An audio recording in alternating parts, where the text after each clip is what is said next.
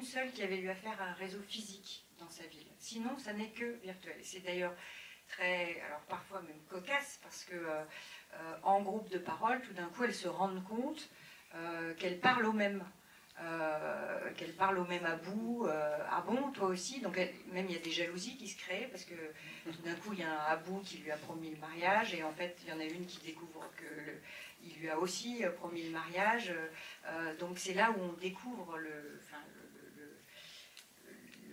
côté surréel quand même, mais effectivement, j'ai envie de dire à 90%, tout est virtuel, tout passe par Internet et il n'y a pas de contact physique. Jusqu'à ce qu'elles partent, et la plupart du temps, quand elles partent, donc elles ne rencontrent pas le rabatteur qu'elles pensent avoir ou qu'elles vont épouser, ou qu'elles ont déjà épousé par Skype. Voilà.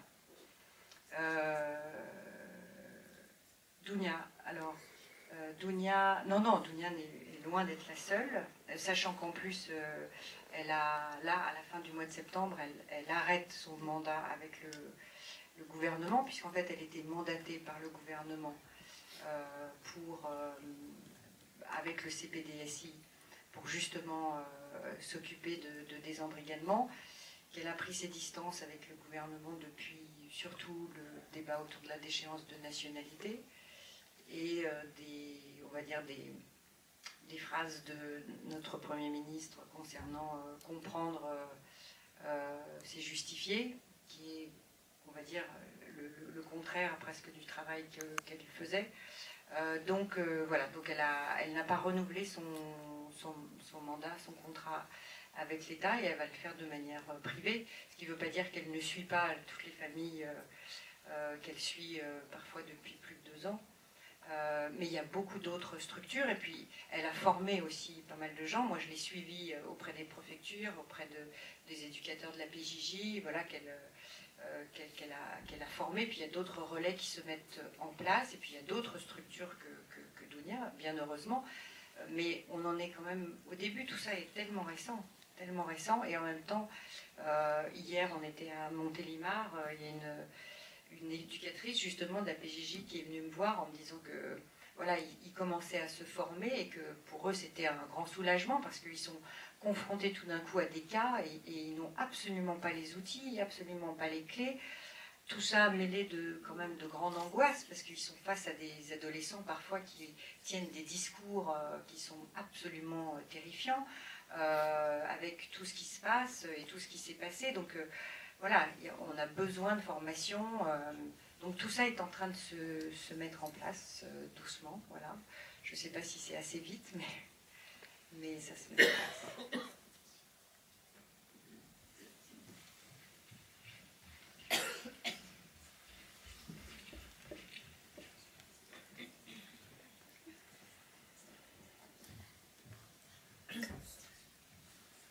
Bonjour.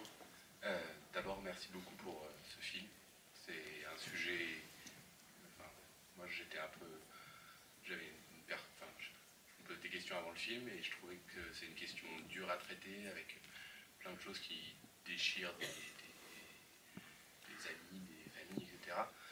Et c'est traité avec une finesse toujours critique, enfin, moi j'ai beaucoup aimé, je trouve ça très agréable. On n'est jamais choqué par les propos, alors que c'est un thème tellement polémique en ce moment, tellement toxique. Enfin voilà. Et ma question, c'est, on voit beaucoup des vidéos dans toute la phase d'embrigadement, et je voulais savoir, est-ce que c'est des vraies vidéos que vous avez prises pour le film, et si c'est des vraies vidéos, d'où elles viennent, comment c'est possible de créer d'un tel... j'imagine qu'il doit y en avoir des... Parce que là c'est en français, donc j'imagine qu'ils ne font pas que en France, donc il doit y en avoir un pour toutes les langues. Alors, enfin, voilà, des questions sur toutes ces vidéos qu'on voit. Alors ce sont des vraies vidéos. Il y a seulement quelques images qui ont été remplacées parfois quand elles étaient trop mauvaises, la qualité... Voilà. Bon, il y en a qui sont en anglais quand même, hein. Toutes les séries de Sign qui sont en anglais, ce qui dérange absolument pas ceux qui les regardent. On les trouve sur Internet, sur YouTube, voilà. On voit les millions de vues de ces vidéos, sachant que ce sont, on va dire, les plus soft quand même, mais pour moi les plus insidieuses, les plus dangereuses, peut-être parce que ce sont des vidéos où il n'y a pas vraiment de violence, mais il y a une violence verbale par rapport à un adolescent qui est dans effectivement ce désir de sens, de révolte, de voir les injustices, voilà, de cet état d'esprit-là. On lui parle de mensonges, on lui parle de société de surconsommation, on lui parle de scandales politico-financiers, on lui parle de scandales sanitaires. Tout ça, c'est basé sur des choses qui sont vraies. Donc forcément, elles ont un écho, et c'est une manière de les harponner, on va dire. La voix qu'on entend, d'ailleurs, est la voix d'un des plus grands rabatteurs qui existe et qui est celui qui a embrigadé le plus de jeunes filles en France, qui s'appelle Omar Hansen, et qui a été déclaré mort il y a un peu plus d'1 an, et puis qui a ressuscité 8 mois plus tard, en ayant d'ailleurs une tribune formidable sur France 2, où on avait l'impression d'être quasiment dans une colonie de vacances en Syrie. Voilà, c'est un des plus grands rabatteurs, il est toujours là, et ces vidéos 19HH ont été regardées des millions de fois, et il y a une manière d'attirer surtout les adolescents qui est absolument phénoménale. Et elles sont toujours là, ces vidéos.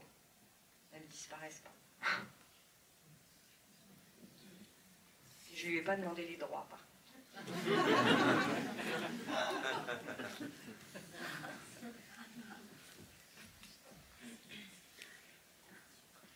Bonsoir, bravo pour les films déjà. Et alors ma question, c'est un peu pour savoir sur l'après.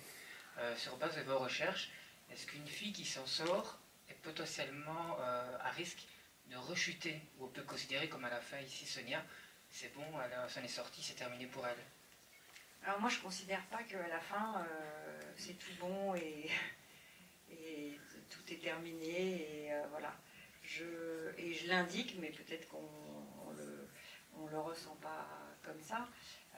Je l'indique par ce regard caméra, en fait, qu'elle a. Parce que pour moi, ce regard caméra, il veut dire que elle a envie, voilà, que le ciel attende. Elle est dans cette phase où effectivement elle est en train de se reconnecter à elle, individu, puisque c'est toute la démarche de Daesh, mais comme qui utilise ces moyens sectaires, de l'avoir coupée progressivement de tout ce qui l'entourait et d'elle-même. Donc elle est en train de se reconnecter, mais elle n'y arrivera pas sans nous. Elle n'y arrivera pas sans que ce travail-là, elle puisse le faire au sein d'une société qui lui laissera le faire. Et c'est là la grande difficulté, parce qu'elle ne le fera pas sans l'amour de ses parents. Dounia dit toujours, et elle n'est pas la seule à le dire, qu'elle ne sauve jamais les enfants. Ce sont les parents qui sauvent les enfants. Elle a des moyens, comme les autres ont des moyens de les reconnecter, de leur donner des clés, des outils, mais voilà, il n'y a pas de baguette magique pour l'embrigadement. D'abord, c'est un processus beaucoup plus long que la radicalisation. Moi, j'ai vu des filles qui s'étaient radicalisées en 2 mois, alors que le désembrigadement, d'abord, on a très peu de recul, et il y a des hauts, des bas, et les bas viennent aussi avec cette reconstruction qu'elle doit faire d'un projet, parce que Daesh est une utopie qui s'est effondrée. Elles ont eu un rêve, on leur a vendu un rêve, elles y ont cru, et tout d'un coup, ça s'est effondré. Donc, qu'est-ce qu'on fait quand on a l'impression en fait qu'il n'y a plus rien, et que d'un côté, voilà, on s'est trompé, on se rend compte de ça, on a envie de se rendre compte de ça, on a envie de le mettre dans son passé, mais l'avenir, qu'est-ce que ça veut dire? Et quand on a 16 ans, 17 ans, et que donc on a le reste de sa vie devant soi, qu'est-ce que ça veut dire si d'abord, le reste de la société va vous considérer toujours comme une apprentie djihadiste, ou mieux même une djihadiste, même si vous n'êtes jamais parti. Qu'est-ce que ça veut dire si pendant des années, vous êtes privé de compte en banque, vous êtes privé de vos papiers d'identité, vous êtes privé, et plus ça va, plus ça se durcit, forcément, ce qui est normal, puisqu'il y a eu tellement de situations dramatiques de l'autre côté. Donc c'est une politique de zéro risque. Donc voilà, il faut faire avec ça. Et qu'est-ce qu'on reconstruit parce qu'on n'a plus d'amis, les amis d'avant, ils ne sont plus là. La famille, d'ailleurs, parfois n'est plus là parce qu'ils sont aussi dans cette culpabilisation des parents de dire si ta fille ou ton fils en est arrivé là, c'est forcément quand même un peu de ta faute. Donc il y a, voilà, il y a tout ça, tout ce regard qui est très important. Et donc moi j'en connais la jeune fille dont parlait Noémie tout à l'heure, qui a travaillé sur le film, qui fait ce travail de repenti qui est absolument fondamental dans le processus de désembrigadement, c'est-à-dire qu'elle parle à celles qui sont en train de se désembrigader, et leur parole a bien sûr bien plus d'impact qu'une Dounia ou d'un Patrick Lamoyel ou de n'importe quel éducateur ou psy, parce que tout d'un coup c'est quelqu'un qui est un miroir d'elle, c'est quelqu'un qui a été une sœur, donc leur parole a beaucoup plus d'impact. Donc elle fait ce travail de repenti, elle vient de reprendre ses études, mais tout ça est très fragile. Tout ça est très fragile parce qu'on sent bien que, voilà, il y a encore beaucoup de choses, tout ça a été tellement fort. C'est là où, quand on sent l'impact que ça a eu, comment ça les a complètement vampirisés, c'est très compliqué dans les moments où ça ne va pas de se dire, ok, bon, à la limite, c'est plus confortable de revenir à ça. C'est plus confortable de revenir à un groupe qui dit, on est là, on t'aime, voilà, nous, on ne te juge pas, on va te protéger, ce qui est un discours qu'elle va avoir du mal à entendre de l'autre côté. Donc parfois, il peut y avoir cette tentation, d'où l'importance, bien sûr, des parents, de l'entourage, du conjoint, quand elles sont plus âgées, et de nous tous. Voilà.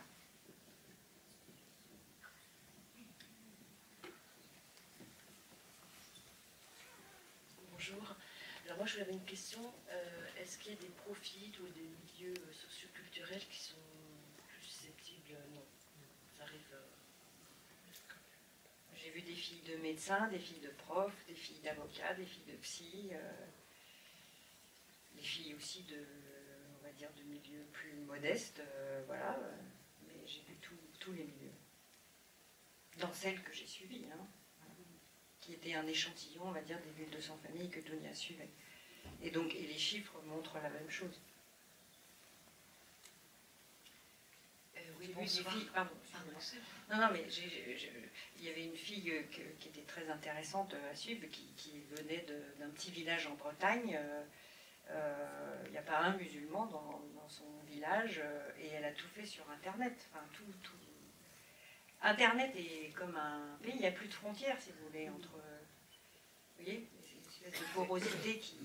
C'est pour ça que ça a atteint absolument tout le monde, tous les milieux, toutes les cultures. Pardon. Bonsoir. Déjà un grand merci pour ce film exceptionnel. Plein de vérité. C'est entre le film, la fiction et le documentaire. Donc ça lui donne encore une force supplémentaire. Ce qui est très intéressant, je trouve, c'est que vous dénoncez effectivement ce mal qui s'infiltre dans l'esprit des jeunes personnes un petit peu en perdition. Mais ce qui est aussi très intéressant, c'est que vous dénoncez aussi la part de notre société qui est aussi en perdition. Des parents absents, qu'on peut observer, qu'on n'a absolument pas vu dans le cas de la jeune fille, où on ne voyait absolument pas ni le père, ni la mère, ni le soir, ni le midi, enfin voilà. On voit aussi l'attitude de la police qui vous prend comme un numéro, il n'y a aucune humanité. Donc je trouve très intéressant aussi de montrer notre part de responsabilité de notre société, où il y a aussi beaucoup de boulot, quoi. Oui, de l'éducation. Oui, pardon. Non, vous n'aviez peut-être pas fini. Non, sur les parents, je suis beaucoup plus nuancée. D'abord parce que les parents sont là. Dans le cas du personnage de Mélanie, il y a beaucoup de off du parent. Hein. Ce qui m'intéressait, moi, c'était les adolescents. Moi, j'en ai deux, hein, un de 13 ans et une un peu plus grande. Elle est dans la salle, là, ce soir. Mais mon fils, il passe beaucoup de temps dans sa chambre. Je suis là, enfin, je suis pas assez là du tout en ce moment, mais j'essaye d'être là. Enfin, j'ai pas l'impression d'être. Je fais ce que je peux en fait, hein, comme beaucoup de parents d'ailleurs. Et donc la mère de Mélanie, voilà, c'est des parents séparés. Elle a son salon de coiffure, elle est là, elle fait ce qu'elle peut aussi. Ce qui ne veut pas dire qu'elle est défaillante par rapport à en tout cas, ses capacités. Alors, on peut toujours en faire plus. Moi, ça m'a appris ça aussi, ce film. Ça m'a juste montré aussi que peut-être on ne parle pas assez. Voilà. Bon, et j'essaie de le faire un peu plus. Bon, en ce moment, c'est compliqué, mais je vais essayer de m'y mettre dès que le film sera sorti. J'espère que ça ne sera pas trop tard. Mais non, les parents sont souvent là, mais dans leurs préoccupations de la vie. Moi, honnêtement, je n'ai vu que des parents aimants. Hein. Voilà, mais dans des situations, il y a 3 millions de familles monoparentales en France, hein, la majorité étant des femmes. Donc voilà, c'est juste une réalité aussi. Et puis, je ne sais plus après ce que je voulais dire.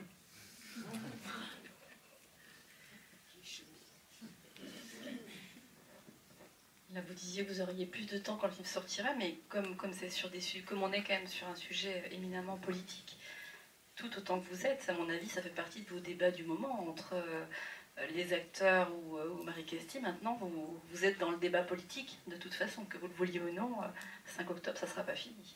Je crois. Oui, je sais déjà.